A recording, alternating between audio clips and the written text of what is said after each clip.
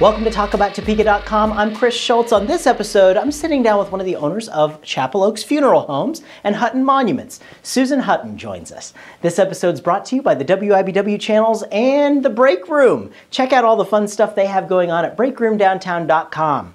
This episode starts right now.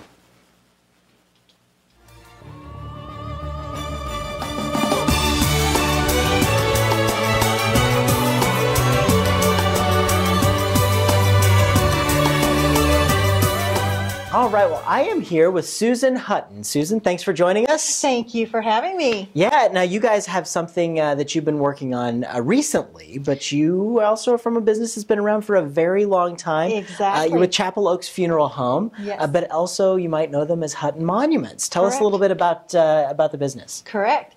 Hutton Monuments has been around a long, long time. The business was started in 1873, and then great-grandfather got into the business, and then grandfather, which was Bill Hutton, and then my husband, Chris Hutton. So it's a multi-generational business that's been serving Topeka and Northeast Kansas for many, many years.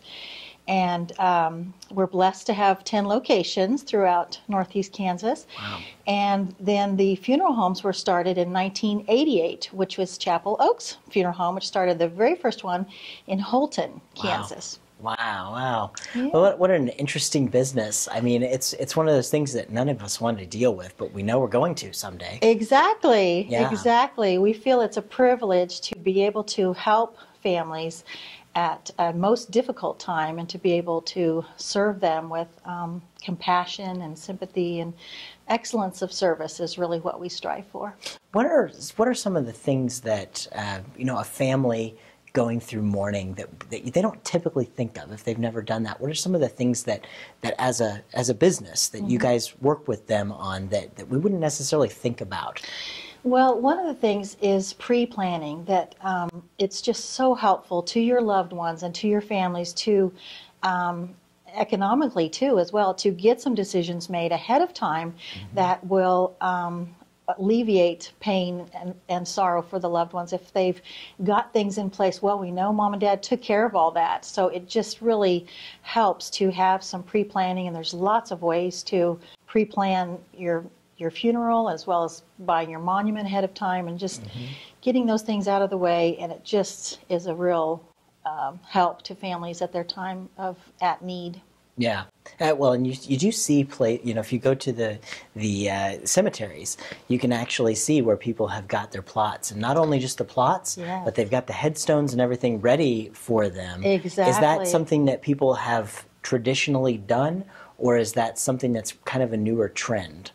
I'd say traditionally they have done that now. Really? Yes, it's been the older generation, the greatest generation. They were very good about getting things in place and making their prearrangements and just to help their families alleviate those difficult decisions. And it really does provide a peace of mind for those families to know that everything's taken care of and we're doing it exactly like mom or dad or grandpa wanted it to be done. So it is a big help to have all that taken care of and frees you up. And how's the industry changed? The whole world has changed. Oh, and how, dramatically. say in the last, since 2008, how's the industry changed? It's changed that people are more transitory. They're moving around, so they're don't have those ties to their family home as much as they used to. So they're going a lot more towards cremation. Really? So we're seeing a lot more of families choose that. There's also a choice to, if you kind of want the best of both worlds, you can have a rental casket and have your goodbyes and have a memorial service and then do cremation at the end. So there are just a plethora of choices available. You can have a traditional service, or you can have cremation, or you can have the both. Now, how's the trend? So the cremation thing, let's say if we went back 50 years, were people cremated 50 years ago? They were. Was it a smaller trend? Yes, maybe 2% or 5% were cremated. Yeah. Now we're seeing 25 to 30%, and in some cities as much as 40 to 50%. So it's significantly changed. And it's really important that people think about, what's going to happen and to make those plans, because it is a rather costly investment. It's something that is there. Absolutely. And it goes along with the territory, and we're all going to be standing in that line someday, or rather laying in it. That's right. So Right. it really does help to think. And what kind of services, or how do people pre-plan with you guys? Yes, they would come and make an appointment, or just call our office and come and see me, and I would give them several choices of putting it into the Kansas Funeral Trust, where it's safe and secure, and it goes right into an account with their name on it. Mm-hmm. And we're significantly less expensive than all of the other funeral homes. So we've been blessed, and we just want to pass those blessings along to our families. And we feel like that's the worst time to, charge an exorbitant fee. So, for example, we charge $975 for cremation, mm-hmm. and another place in town is $1,700, and that's the cheaper place. Yeah. The other place is $2,500 mm-hmm. for the same thing that we do for $975. So, wow. It really does pay to look around and ask questions and get exactly what you want done for your family. I know it's one of those times you don't want to have to ask a lot of questions at the time when you're forced to ask them, mm-hmm. But you can ask them before. Exactly. Yeah, and it's something that was hard.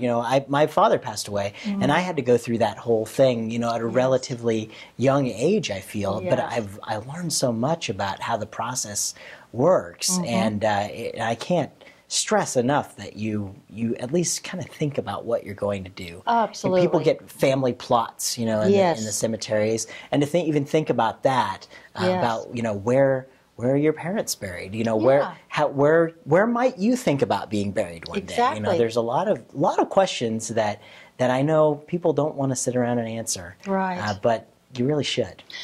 That's true. They're difficult questions, but it will just give you such a peace of mind to have those done and out of the way. And even if you're at a young age, to start a savings account or start an account and just, put away $25 a month or however much you can afford and budget. And it's just better to be safe and have all those decisions, those difficult decisions, made ahead of time. Mm-hmm. Yeah, and that's even one of the things that when people make decisions, how often they purchase a new car or how often they do whatever, those are all flexible. Yes. Death is not flexible. Exactly. It's not flexible. It's going to happen, obviously, to every one of us. So it really does free you up, like I said, just to give you peace of mind and economic savings to in this day and age. Just everything seems to be going up and up and up. I walked out of the grocery store yesterday with 3 bags, and I thought, this was $100. It's true. It's true. $100 only bought me 3 little bags. So yeah, it's just nothing's going down in price. No, it's all going up. It really is. And I wanted to ask a question, since I'm a small business owner and I'm in the first generation, but for a third generation, small mm-hmm. business family, mm-hmm. what's that like? It's fantastic. It's great to be able to say, this is what Grandpa did, and to see the paperwork and to see he was actually did the chiseling and carved the names in the monuments. And it is a fantastic legacy that we are privileged to have paperwork from the ancestors that came over from England, mm-hmm. and had a little dugout in Alma, Kansas, and started here 5 generations ago. And so we get to picnic and do the Decoration Day. We still call it Decoration Day and Memorial Day, to decorate those graves from the Huttons that came over from England. So wow, how cool. It's quite a legacy, and it's very privileged to got to marry into that family. Absolutely. That's wonderful. That's wonderful. Well, I can't let you go until we do the notorious lightning round. Yes. And that's where we put the 60 seconds on the clock and see where we end up after these questions come out, all right? Okay. All right, don't worry. Okay. 60 seconds, and let's go. If you could bring a dead celebrity back to life and ask them one question, who would it be and what would you ask? Oh my goodness, that's a good question. I would, I think, ask Marilyn Monroe if she really did commit suicide or if the conspiracy theories are correct. Good question. Good question. Let's see. If you took a weekend staycation in Topeka, what would you do? Oh, I would eat at the row house and go out to a bed and breakfast somewhere and just have a quaint little getaway. Go to the Gage Park, enjoy Gage Park. And there's so many things in Topeka. I love Topeka. It's a fantastic city. 20 minutes, you can be anywhere in the city. And I just can't see enough good things about Topeka. We kind of like it too. Yes, exactly. All right. Exactly. Let's see. If your house was on fire and your family and pets were safe, what's the first thing you would grab on your way out? Oh, my Bible. I think I would take my Bible and grab that and some family photos. Very good. And our time's just ran out, but one more question. What's your favorite television show to watch every Tuesday night at 9:30 on my TV? Talk about Topeka. Hey, this one right here. Susan Hutton, thank you so much for joining us. Thank you, Chris. Appreciate you coming by, and hopefully I won't have to see you for quite some time. That's right. All right.